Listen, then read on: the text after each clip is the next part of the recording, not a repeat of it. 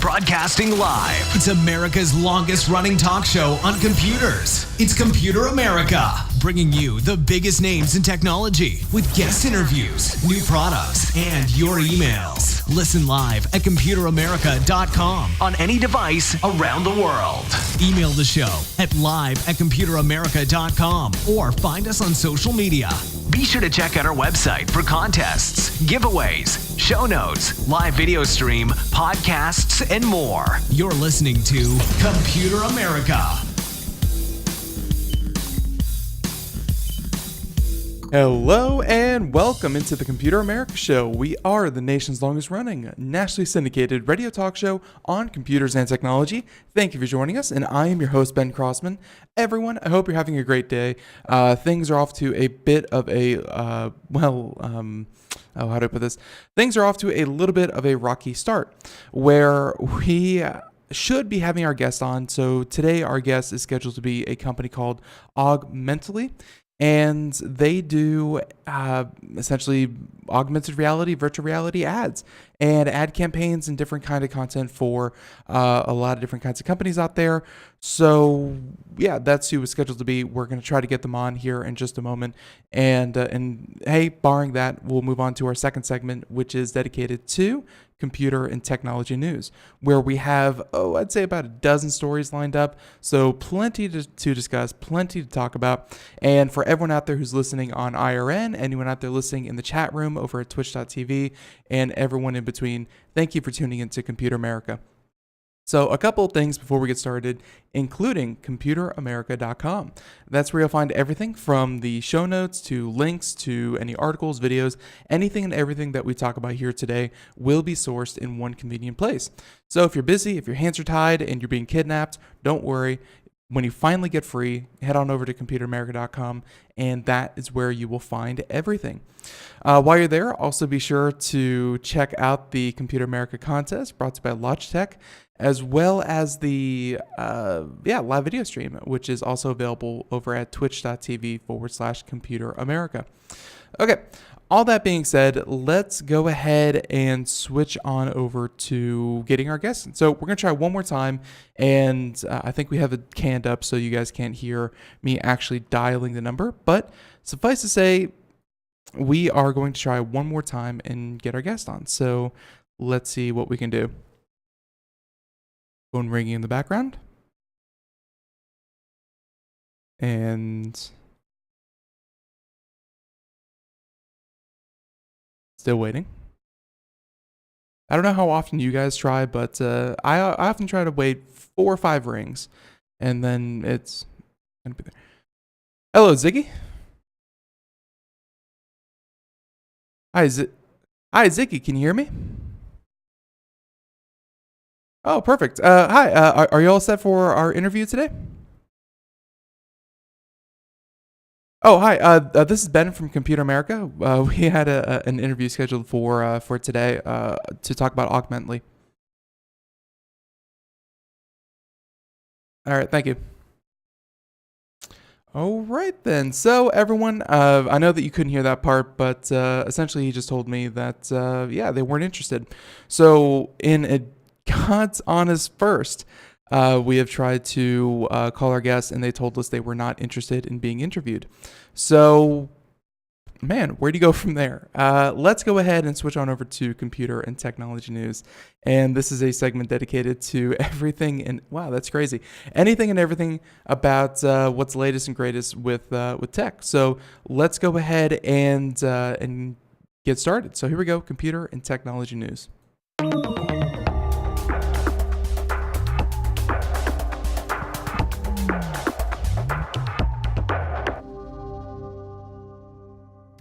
All right. So, barring any kind of future, communications that we're hoping to get from our guests and things like that, let's go ahead and get started with computer and technology news. Let's, and trust me, what happened today, we're not going to take it personally. We're just going to keep rolling.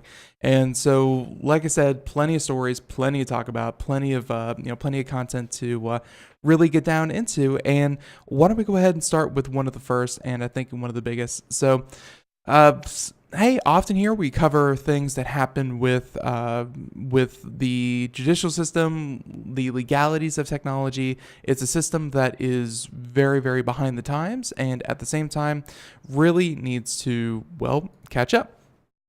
And that's why we are going to go ahead and talk about this one, where we've seen some pretty unorthodox punishments happen in the past, but now we finally have a ruling that's definitely going to be challenged. But as of this moment, in the Indiana Appeals Court, they said that forcing someone to unlock their phone violates the Fifth Amendment.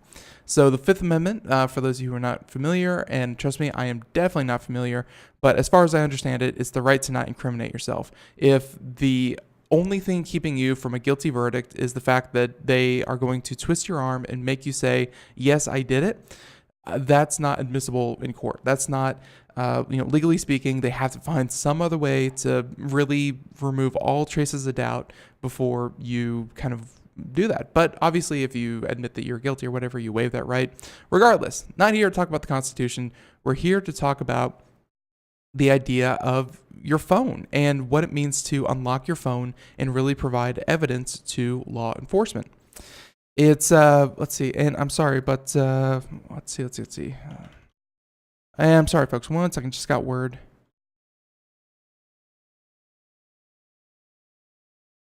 And so it looks like may have a bit of a switch up here in our notes. So let's see. And Skype, let's see, I tried calling that one. Let's go ahead and try something real quick. I apologize, live radio is the funnest part of the whole thing. Oh, wow. Okay, I think I see the problem. So, let's see, it should still be potted up, so let me have a one-sided conversation here, folks. This is going to be great. Ziggy, hi, can you hear me? Hey, Ziggy, glad that I get you. Sorry, I contacted the wrong Skype number. So if you're all set to go, I think we can just jump right into it. Thank you. I'm actually a little sick, so it's helping a little bit. So everyone, so this voice in the background, this is Mr. Ziggy Kormandel, and he is the president of a company called Augmently. So we were doing computer technology news while we were waiting, but we'll go ahead and switch over. So Ziggy, welcome on to Computer America. Thank you for joining us, and hope you're having a good day. Yeah, thanks for having me. Appreciate it. Our pleasure, our pleasure. So let's go ahead and switch gears here. Tell us a little bit of a background for those of us who have not heard of Augmently or Augmently. Please go ahead and pronounce it for us as well. And a bit of your background. Were you always into graphic design, AR, VR, or how did you kind of get your start in this industry? Yeah, I started way back in '95 in the beginning of the web. I was a big art director and designed some of the biggest websites in the world. People don't know back in the day they were getting $2 to $3 million per website. And I worked on cheaptickets.com, AOL, Nike, and you name it. So I was always started as an artist. I then got heavily involved into mobile tech. Again, even today, I cannot write a lick of code, but I know what can be built. And being an artist, I liked matching up, good tech with art. I've always learned through the years, I've seen that really good tech guys build great things that aren't really marketable, and then artists build beautiful things that don't work well. So I like to marry the two. My last company was a 3D company. I got into the 3D industry. I had some patented technology there, and we know where 3D went. And I kind of had the foresight. I thought, look, augmented reality, I've been playing with it and doing some things for the last 10 years when it was on PC only, and had a feeling this time it was going to take off. And this was about 4 years ago. So, what I did is I created this company called Augmently. And my vision was, and it is Augmently, and we call ourselves the Augmented Realism Agency. Mm-hmm. And the reason is that the way it all started is I saw a game by Kim Kardashian that made $800,000 a day. Right? And then I was like, okay, I'm listening. And then I started following these celebrity apps and, celebrity emoji apps and millions of downloads. And, I started to realize what's happening here is the fans think, they want to get closer to the lifestyle of that celebrity through these apps, but they're connecting with a cartoon, and when it comes to an emoji, a very poor cartoon. So I just thought to myself, hey, I have some AR experience. I wonder if I can create an app that when you lower technology, that when you look through a phone, today's phone, not worried about wearables, what if I could put Kim Kardashian in the room? What if I could put that celebrity in the room and it looks so real that I can say, hey guys, shoot a video and say, hey guys, check it out. I'm hanging out with Kim and she's right there hanging in my room. You would fulfill many teenage boys' fantasies. Good job. That's right. So that's what we built. And again, I've done it early enough where the world, this is pre-Pokemon a couple of years, right? Mm-hmm. So the world maybe didn't care. I filed for patents and we got it. We got a very broad patent, which allows us to do so. So that's where it started. Then I decided I have IP. I don't want to just be in the service industry. We create our own apps. We'll talk a little bit later about what we're doing in the health tech space. But out of necessity, Pokemon hits, makes $1 billion in 6 months. Now the world cares. Our phones blow up. Every brand calls. They see our stuff. We're the best out there, and they want to do campaigns. So out of necessity, we were backed into doing some service business. I'd say it's about 25-30% of our business. And the rest is we're creating very unique tools using AR, both for health tech, entertainment, that we'll be rolling out shortly. So, and I guess I should ask you right off the bat, what do you think really attracts, let's go with the people actually paying the money to, put out these ad campaigns or make products. What really attracts them over more traditional mobile games or, more traditional forms of advertising or, just other proven kind of venues? What is the new and shiny factor about AR VR that's really grabbing people's attention? Like consumers aside, I'm talking about companies. Sure. Well, there's a lot of benefits to AR, and I heard you squeeze VR in there. Love the experience. Don't agree that does the same thing as AR for the brands. Oh no, they're different for sure. Yeah. Sure. And they might have a hard road ahead of themselves, but what it is, it's really, it's a few things, right? First of all, I say, this is my theory, that Pokemon did not do $1 billion from Pokemon fans. You might remember that when it came out, we could not turn on any form of media without hearing about it 50 times a day. When they were done and they did their launch, the press wanted more, right? So the interesting thing is now, and this is just one of the benefits, and I'll get into a few others, is any big brand, and honestly, anybody, but any brand at all that does anything with AR today is going to probably get national press, right? So I joke and I say if the pizza shop across the street from my office makes their menus in AR, they'll get national press. If they burn down, no one cares. So, right? So AR is PR right now. That helps. And the reason that is, if you're a new company, you're launching a new app, a customer acquisition for an app today can cost you a lot of money because there's so many apps. There's millions in the app store. So why not do something that has some AR in it? Because that'll get you that press that might get 1 million, 100,000, 50,000, whatever, people wanting to check it out. Everything we do is embedded into that client's app. We're not trying to build a platform like a lot of the other companies. We're never going to say, hey, to see something in Nike come to life, download Augmently. They should download the Nike app. Nike should get the press. So that's one benefit. The other one, and probably the biggest, is the shareability. It's so fun. And the user-generated content that gets created, you've now empowered these app users to be your marketers.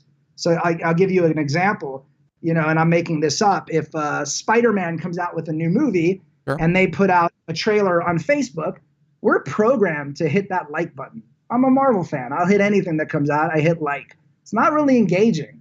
It's not a true engagement. And I probably won't even share the video because I know Spider-Man's got you covered. You're seeing it everywhere. But if the new form of a movie trailer was, hey, download the Spider-Man app, pose with him in your most interesting pose, and you can win, blah, blah, blah, blah. Now what we're doing is I'm shooting a video of Spider-Man in my living room. Well, you better bet I'm going to share that on Facebook. Now you and me are friends on Facebook. It's going to immediately spark the conversation. Dude, what is that? Oh, you wouldn't believe it. This new app came out from Sony. It's a Spider-Man deal. You can pose with it. Well, now you're probably more likely to not just thumbs up, but you're probably going to share it on your wall because A, you're my friend, and B, it's interesting content. So extremely shareable, this AR. It's very exciting. And the brands, of course, every video that's shared is watermarked with that brand. So, a lot of tentacles there. Yeah, it certainly, I mean, obviously when you talk about engagement, AR, VR, like I've seen it with Pokemon Go for sure, Snapchat. I mean, the amount of times that I've seen people share pictures, like people who would never take selfies before, suddenly you throw in a little bit of that augmented reality flavor to it. You put in the dog ears, you put in big sparklies, make their eyes bigger. Suddenly they're sharing more selfies than anyone I've ever met before. It's something really engaging and really captures that. But I think it also leads to, and this is more of your art side, the creative side. AR, just like a lot of technologies, just like 3D, like I'm sure that you learned, it has to make sense. You can't throw in 3D for 3D's sake. You can't throw in AR for AR's sake. You mentioned a couple different ways that you could work it into, let's say a Spider-Man campaign theoretically. How often do you see AR used correctly and incorrectly? Because, just having AR there isn't enough to kind of, to your point, make people really start talking. It has to be interesting. Great point. And you're right. And it's funny. The worry here is, there's a lot of bad AR coming out, a lot. And you're right. People are doing it just to do it. An article came out, I don't know the exact details, but it was to the effect of, at some point, there was 1,000 AR kit apps out there and they weren't doing well. Because you're right. It's going to, like everything, they're going to start flooding the market with bad AR, and it sometimes gives it a bad name. How we differ, and it's very important, we hear it from so many clients, it was a breath of fresh air for them when they meet us, is because they're meeting AR tech companies. And a lot of times they come in and they say, hey, look what we have. And granted, it might be great. They might be like, well, we've seen some really cool stuff, Ziggy. We think yours is better, but we've seen great things. And they get excited. And when they leave the meeting, they go, we don't know what to do with this. So it's left in the hands of the brand or even the agencies who don't know what to do with it to come up with these novelty things.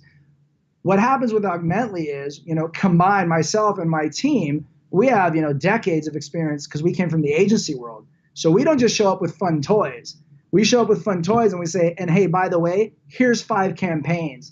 One that can get you engagement, one that can get you ROI, depending on whatever their goals are. So it needs to be done right. And it's such a powerful tool to put a brand in front of you that's not there. I mean, stop buyer's remorse. IKEA is brilliant, right? Put that couch in your house because how many times have we ordered it? The color didn't match, it didn't fit, we sent it back. That's a great use of AR. So, there's the novelty aspect, but even with the novelty for a movie, we want to ensure shareability, tie it to a contest. Don't just put it out there because we already have Snapchat for free.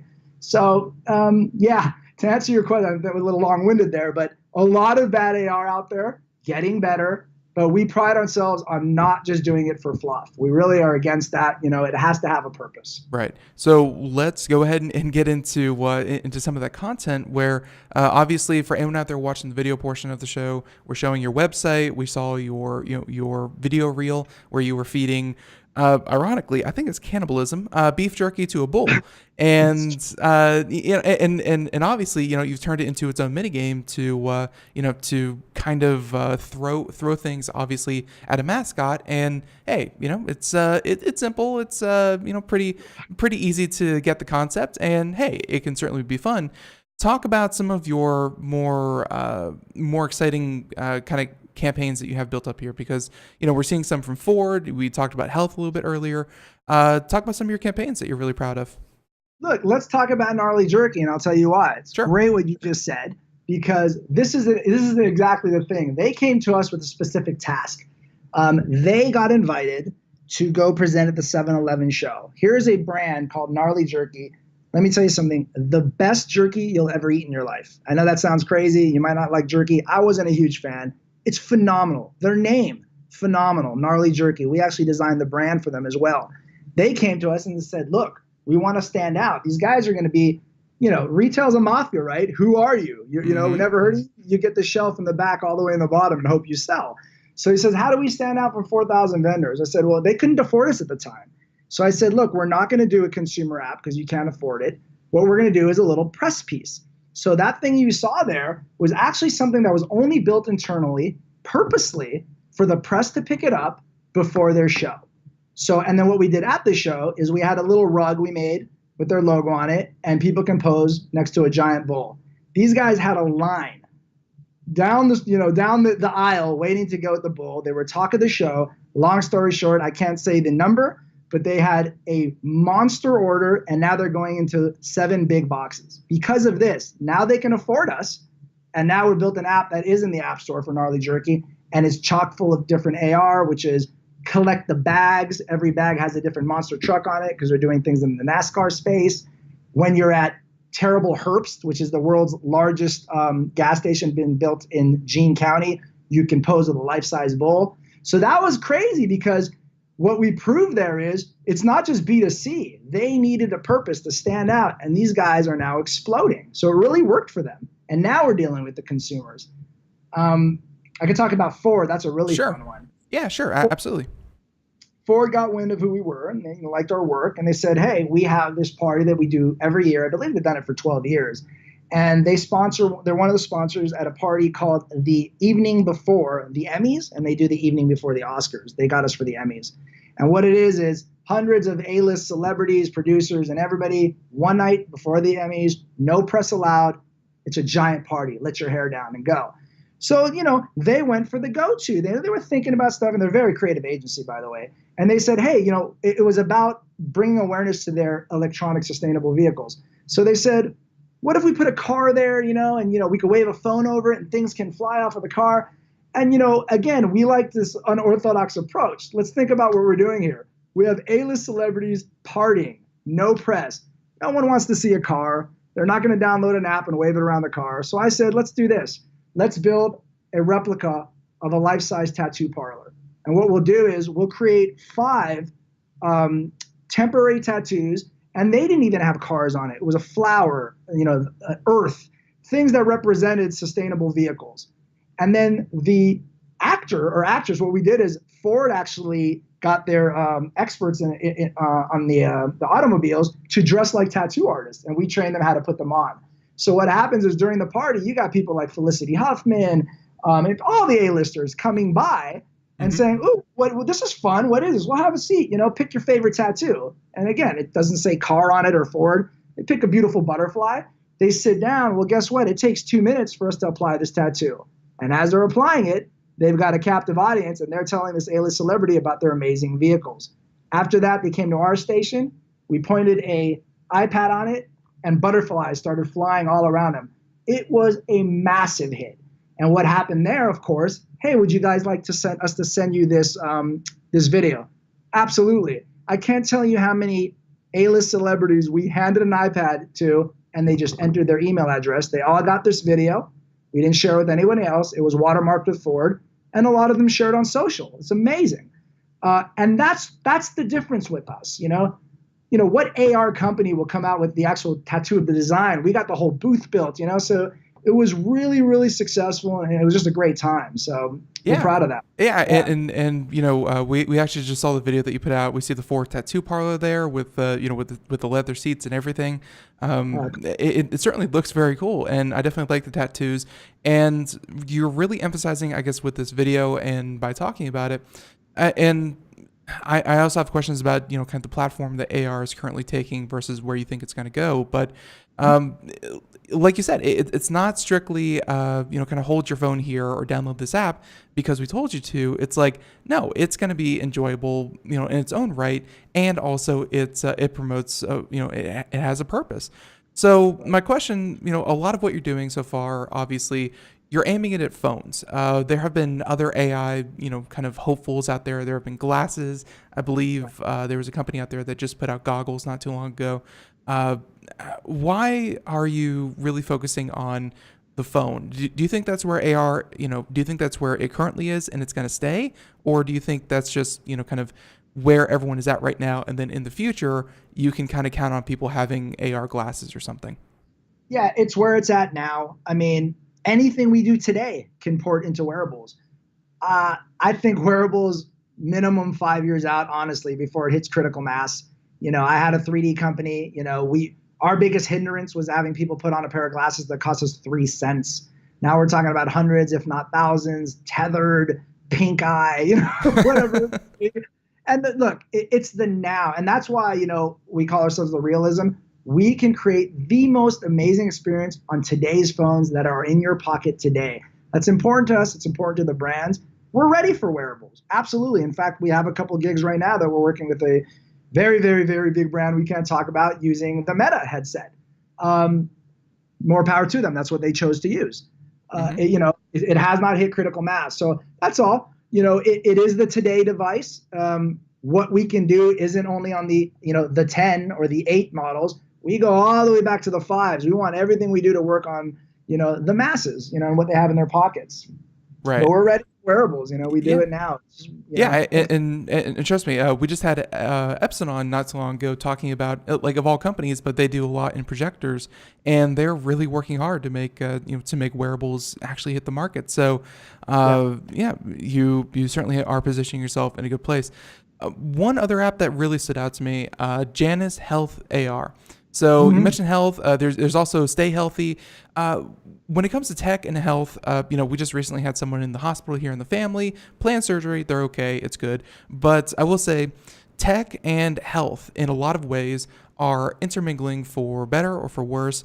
There's no more separating them. And I think new technology is really going to play, obviously, a bigger and bigger role in people's healthcare. You're not talking about just entertaining. At that point, you're talking about someone's wellness, someone's well-being, maybe even preventing them from having to visit a hospital, get a disease, blah, blah, blah.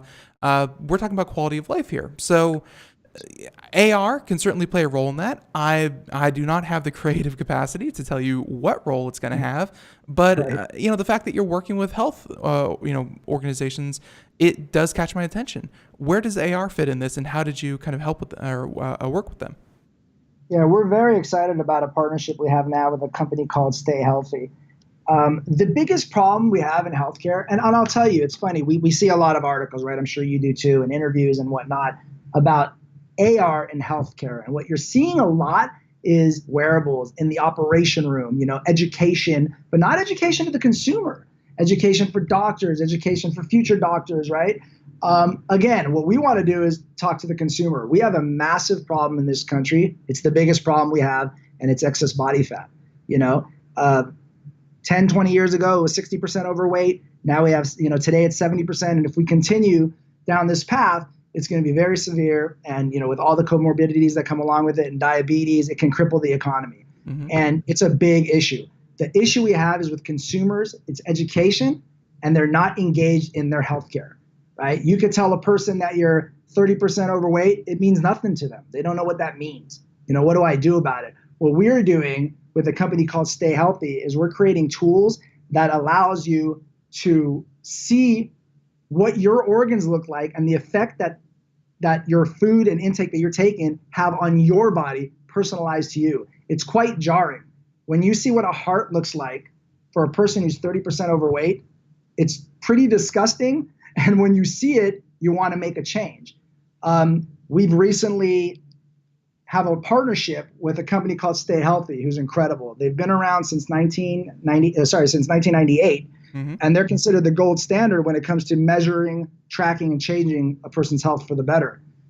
These are the guys who created you. They have 11,000 kiosks in places I'm sure you've seen, as CVS, Rite Aid, where you check your blood pressure and your body fat. That's them. They currently made a switch to mobile. And their kiosks today, they're still getting a screening every 2 seconds. So they switched to mobile, and they knew in doing so, they would need a differentiator, and more importantly, how do we engage it? Because we're talking to consumers. So I've known the CEO, John Collins, for several years. And when he started learning, and we've been trying to work together for a while, we didn't quite see the fit. When he saw the trends, as the rest of the world did, of where AR is going, he called us up immediately. And he knew, he needed a company that had the same high standards as he has in health that we do in AR. So it was a natural fit. You'll be seeing towards the end of this year, actually in another couple months, some of these amazing apps that we're creating. And we're servicing it to hospitals, wellness programs. And basically, we decided on the B2B model. We're going to go ahead and work with these big groups who will then distribute it to their install base. So it's a B2C app, but it's distributed through a B2B model because we want to get to the masses and we want to get there quick. It's something that's very interesting, and I actually have a suggestion. It's completely free. I'll give it to you after the break. But would you mind staying over for just a couple minutes so we can continue with our conversation? I love it. I appreciate that. Perfect. So everyone, we're the music means we're going to take a break. We'll be right back. More Computer America and more Augmently right after this. Everyone, links in the show notes, computeramerica.com. Everyone, stay tuned.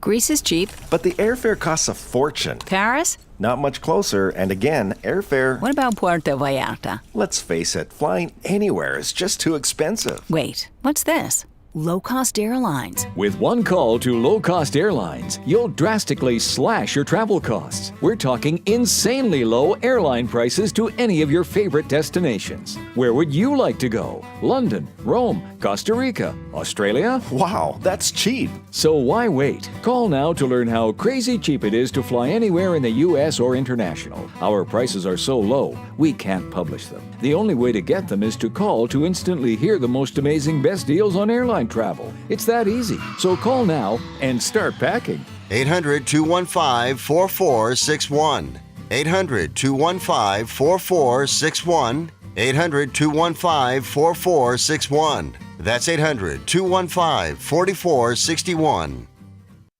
We are all Brother Wolf. 10 years ago, a group of locals banded together to create positive change. We took animals into our homes, held adoption events at local retailers, and talked to the community about our mission to help build a no-kill Asheville. A decade later, we have achieved so many victories for animals in need. There's been so much progress, yet there's still so much to do.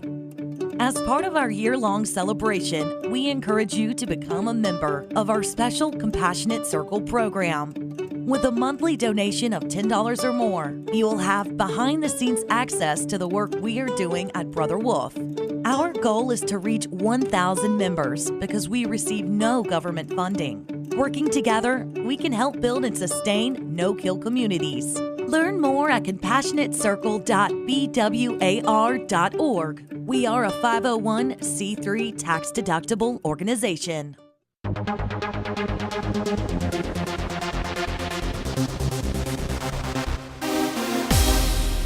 And welcome back to the Computer America Show. It is 32 minutes past the hour. And by the way, if you missed any part of today's program so far, feel free to check it out wherever podcasts are heard. And we also have links to all of those at computeramerica.com. So yeah, we're continuing on. We are talking to a company called Augmently, and we are talking to the president, Mr. Ziggy Kormandel. And Ziggy, thank you for continuing on with us.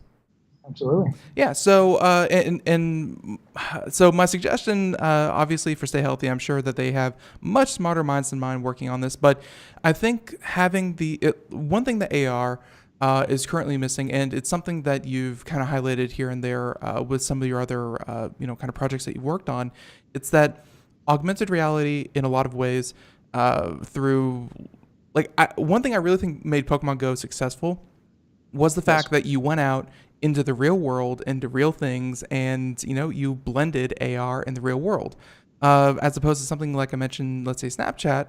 That's strictly, it really doesn't matter what's in the background. It's you, that's great, but everything else is kind of AR. One thing that I think Stay Healthy could really benefit from, and you mentioned all of those kind of kiosks that they do scans and things like that.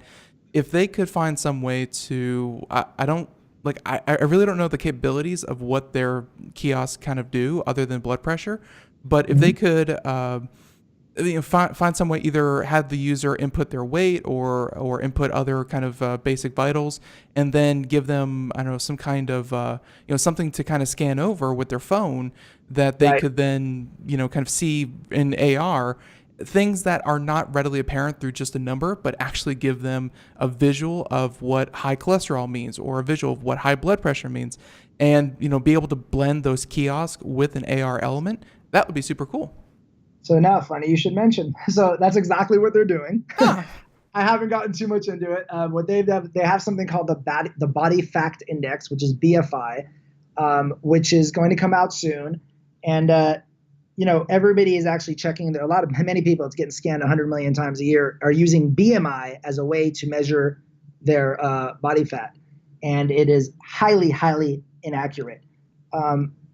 Stay Healthy has some tools and patents and algorithms that have been FDA cleared that are extremely accurate and can be done on a phone. And I love what you did, that you made the connection between these diseases and whatnot and how you could show it.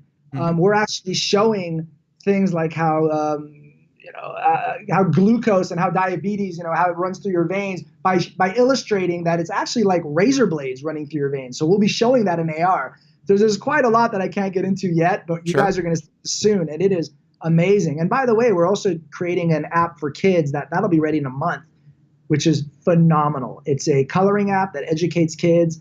It allows them to interact with cartoon organs, healthy foods and vegetables. And as you suggested, it comes out into the real world, so they can pose and share these videos with other kids. Every one of these videos having a health message. We have to educate. We have to help the kids. Again, if this continues the way it is, there have been statements out there that says that the generations of kids today will not outlive us in age for the first time. It's a terrifying thing. So we really want to do some good. It's really fun to do these big campaigns and work with the brands, but that's what really attracted to me to Stay Healthy is their clinical excellence and their mission of reversing this. I have a new daughter now. It's my first kid. Everything becomes more important now. Healthcare matters. Congrats. Yeah, no, definitely hugely. And of course, education, like you said, because I've had to learn the old-fashioned way, lots of articles, lots of websites, lots of reading and things like that. And, unless you're truly motivated, it's not that engaging. So I'm glad that you're definitely working with these companies to do that. And they recognize that they can't just rely on, well-referenced articles. No, it's going to have to be a little bit more I guess intuitive. When you actually see something happen, it's really going to have to make an impact. So, and we've been talking about all this, and you're working with large companies. There's no doubt about it, and you are doing, like you said, kind of beginning to end experiences that are not cookie cutter. These are not things that you can say, oh yeah, sure, give us 2 days and we'll slap forward all over everything and you'll be good to go. How big is your team that you're working with? We're 22 now and growing fast. And for anybody who's listening, always looking for great new talent. So yeah, but currently we're at 22. So, and this is interesting because, in a lot of our interviews, we get into kind of the entrepreneur side as well. But just as someone who, may be hiring in the AR field, what kind of background are you looking for? Are you looking for someone who strictly went to college for computer science and they have a, bent towards augmented reality? Or are you looking for artists? I mean, what makes someone really stand out to you as someone who could really, help your company? All the above. Computer vision experts, great artists, really, really good Unity developers. But it's great to find, and it's hard, right? It's somewhat a new industry to most, but guys who are extremely proficient in AR Kit, AR Core, and that can think out of the box. Computer vision experts, all the above. It's crazy. We started with an artist and a developer, a Unity developer. We then, learned a little more about AR, and it just grew and grew. And now we just have these amazing experts in the field. But we, anybody who's interested, if you have a strong VR background, we'll convert you. Come on over. Perfect. Come on over to the AR side. Yeah, and again, just a reminder, we're talking to Augmently and their website, Get Augmently, AUGMENTLEY. There we go. Or LY, not LEY, LY. Anyways, there's a link to it also at our show notes, but I do have a couple more questions for you, including way at the beginning, I don't want to say you took exception to, but you definitely made mention of the fact that I've been saying AR, VR, which just the fact that I'm a tech talk show and, we talk about these things, they're often blended together. So virtual reality, for those of you who don't know, that's the idea that you essentially block yourself off completely. Everything you see is completely generated and you get nothing else. You get an open area to move around in and everything is virtual reality. Augmented is, like we've been saying, blending real world, blending computer generated, and hopefully to some extent making it so that real world objects have a bit more, presence with some kind of virtual augmentation. Why do you kind of want to differentiate the two? Because again, I kind of group them together often. I know that you don't. Do you see them as two completely different technologies? You seem to think that VR has a long way to go as opposed to AR, which is, steadily being adopted. Yeah, I think very different technologies. There is a place for VR. Look, anytime you have to have a third-party piece of hardware other than the phone that you already have in your pocket, you're asking a lot, right? So we're seeing, I think in the consumer market is going to be a problem. You're asking me to go out, buy a headset, make sure it's charged, have the time and the space. I love VR. I cannot find an hour to myself where I can say to my wife, honey, I'm going to be in this room. By the way, clear out the couch, move away, and then right when I'm getting into it, the battery dies. You're hearing pink eye things, but it's the now, who wants that? Mercedes can say, hey, we have and it's funny. We see a lot of people spending money on VR because it was the thing to do and they're regretting it because there's no install base really, right? Versus billions of phones in your pocket. So, grab your phone out right now, put a Mercedes in your driveway, shoot a video and show off to your friends, or go get your headset, put it on, take a test drive, So that's the problem. I think it's good for education. I think it's good for enterprise. I think they're giving it a shot for location-based VR, but you're seeing a lot of them shut down in malls. I see a lot of crickets all the time. Yeah.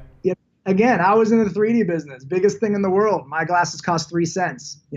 We had a hard time. So that's why I think AR, and it's not just us seeing it. When you see the Facebook, Apples, Googles of the world pouring billions of dollars into it, you better listen, right? Right. AR wearables will take over VR. VR is awesome for as an experience. From a brand's perspective, think about just the cost, right? With us, I have to create Spider-Man, for instance. I keep using that even though they're not a client, but I have to create Spider-Man himself, but you get to put him in your real world. You want to do a VR thing? I got to create the whole world. So imagine the budget and how much more expensive that is for a brand as well. By the way, it's a one-on-one thing. It's just by yourself. There's nothing shareable because you can't share it from your headset. And that's the issue. Where with AR, take the phone out of your pocket, costs you less, truly engaging, extremely shareable. It's awesome. And it's funny, everybody talks about viral being in the digital world. I always say AR is amazing, bringing the viral aspect to the real world. And what I mean by that is, today, if I'm looking at my phone and giggling, I could be doing anything, talking to my wife, a text, looking at a Facebook. Right. What I've seen with AR, and I see it on every plane trip I take, I just, we send an AR, we see somebody with an app, and they inevitably go, oh my God, this is so awesome. Strangers walking by look at your phone and go, oh, what is that? Every time I'm on an airplane, purposely, because I'm a businessman, I look at the person next to me and I go, want to see something cool. By the end of the trip, I kid you not, the seat behind me is looking over at our seat, and now we're all just talking about AR. So it's very shareable in the real world. You want to share this experience with people because it's fun, and I don't have to ask for you to go get your headset. Yeah. I can hand you my phone. A virtual reality is, that's definitely one of the drawbacks, is that it's very isolating. You can have your friends who are in VR who may be in different rooms, in different setups, but yeah, it's very isolating, kind of physically. So That's for sure. Just me being the optimist, I've tried VR. I really do like it. I think it has a place. To disagree with you a little bit, but I think it's that cost kind of thing. And I've been, let's say, video games. That's what I kind of know best. At its height, I think World of Warcraft had 12 million subscribers. That's $15 a month. That's a $60 game, maybe even $80 back then. It was a huge hurdle to enter. Compare that to today, where Fortnite, free to play game, has 250 million concurrent, players, or at least people who have picked up the game once. And so 12 million, and everyone hailed that as a great achievement. Now we're looking at 250 million. It's that barrier to entry, and I think AR certainly has that over VR, no questions asked. But I'm hoping both have a place in our future. So I do too, because I honestly love the experience. When it's done well, it's awesome. It's just not practical yet. Right. It absolutely isn't. So, and they're working on it. But okay, so there's the AR versus VR. Very, very well said. I have a very strange question. This was kind of listed in these questions that were provided to us, but I'm interested. Ziggy, that's what we introduce you as. Right. Is that your real name? Is your real name Ziggy? Here's a funny story. So I've been in marketing and branding since I was 5. No, my real name is Ziggy Kormandel. It's Israeli.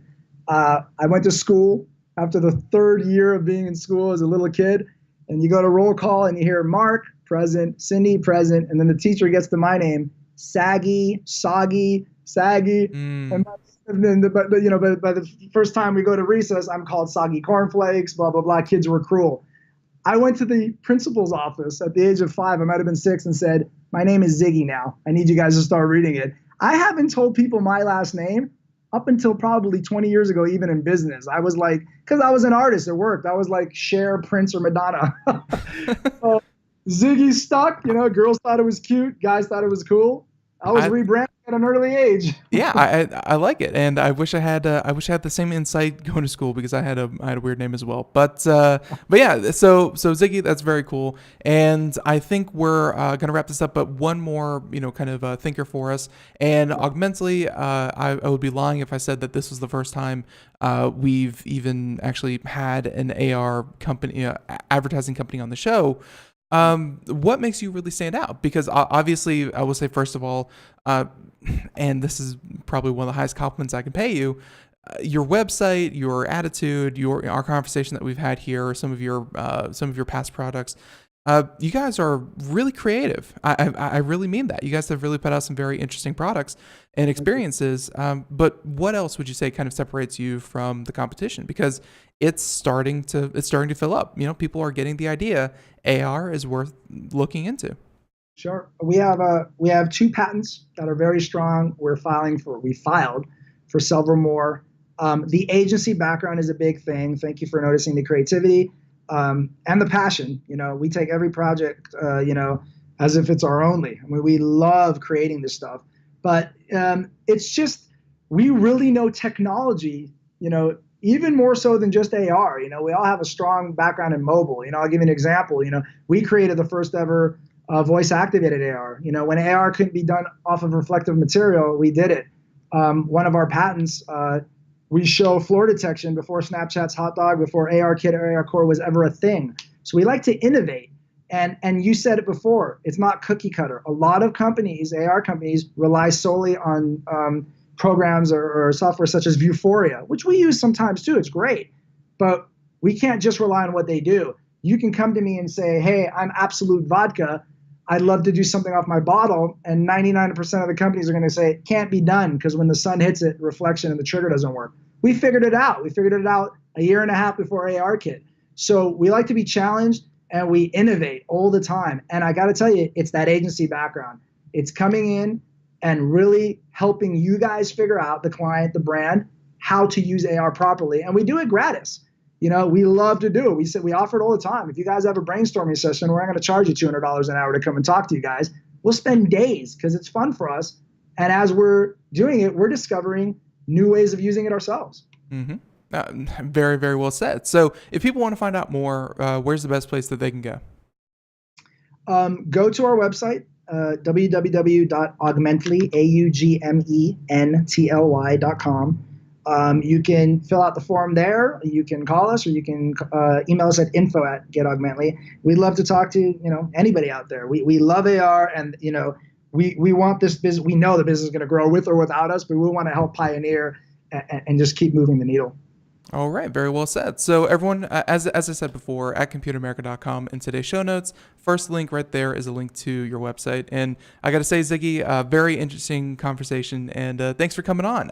Sorry we had a little bit of difficulty at the beginning, but really, really glad that you could make it. No, thank you so much, Ben. And again, by the way, guys, check out stayhealthy.com. In about a week or so, you're going to see some phenomenal things. All right, we'll certainly stay tuned. So, Ziggy, until next time, have a great one, and and hey, good luck with the daughter. Thank you, Ben. I appreciate you. Bye-bye. Bye. All right, everyone, and there he goes. And hey, get Augmently. It really does seem like a very cool thing. Obviously, this is a company that will be working with companies that will be trying to get you to use their products and, get you talking and things like that. But it was a very interesting conversation to hear just what they are capable of. So happy that they could join us. And really, if you missed any part of that, again, computeramerica.com. We have the video archive, audio archive, as well as podcasts. So check that out. But before the segment, but before our guest came on, we were doing computer and technology news. Let's go ahead and try to squeeze in as many as we can into these last 10 minutes. So our interview ran a little bit long, which is perfectly fine. We love it when it happens, but that means less time. So let's jump right back into it. Computer and technology news. Here we go.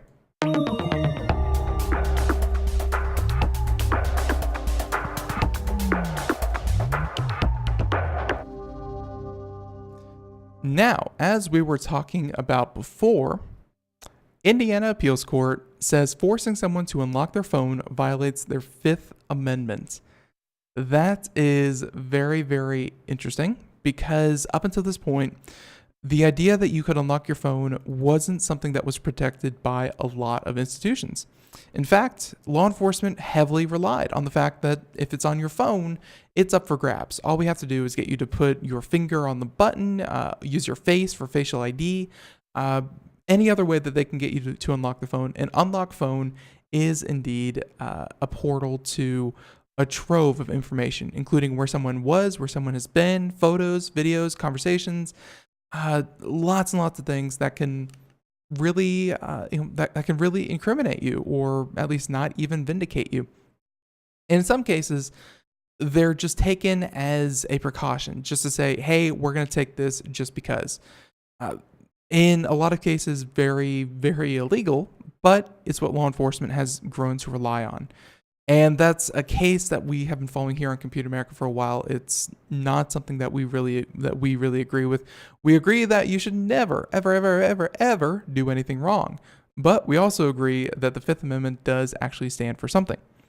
So it's finally nice to see technology and law finally catch up to one another. And again, this is from an Indiana appeals court. So they said that, so let's go ahead and get into the article real quick. Password and PINs still beat fingerprints when it comes to the Fifth Amendment, but just barely. Nothing about the issue is settled, but far more cases have been handed down declaring that fingerprints to be non-testimonial. Fingerprints are obtained during booking process, a physical, traceable representation of the subject. If they can be obtained during booking, they can certainly be obtained again to unlock a device. A physical aspect of a human being cannot be considered testimonial as far as courts have interpreted for the Fifth Amendment. So if you keep your phone locked with a fingerprint, which I know many people do, that's fine, it works, but just know law enforcement has no qualms, the legal system has no qualms about getting your finger and pressing it to your phone. Not a big deal, they're going to do it, it's going to unlock your phone, it is what it is. But passwords are a different story. They said that in a handful of cases, courts have said the compelled production of passwords and PINs has no Fifth Amendment implications. Defendants, conversely, have argued compelled password production, or making law enforcement making you give them your password, forces them to testify against themselves by facilitating the production of evidence to be used against them, which is weird because that's exactly what they have ruled about safes. If you have to tell law enforcement the combination to a safe so that they can incriminate you, you do not have to give the combination to the safe. That's been proven before.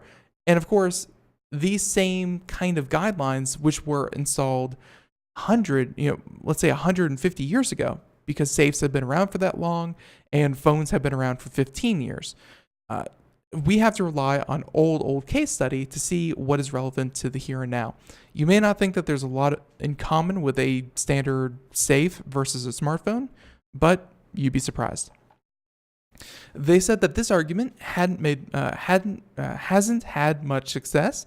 Judges have frequently found password protection to be just as non-testimonial as a person's fingerprint. Blah, blah, blah. Under the foregone conclusion theory, all the government has to prove is that the person being asked to unlock a device can unlock the device. So far in the past, as long as you were able to unlock the device, they could ask you to do so. A case from Indiana's Court of Appeals addresses these arguments with a bit more sympathy for compelled testimony arguments. The government argued that there's nothing testimonial about a password.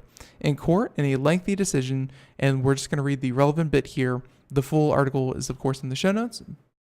But they said, because compelling Sayo to unlock her phone compels her to literally recreate the information the state is seeking, we consider this recreation of digital information to be more testimonial in nature than the mere production of paper documents.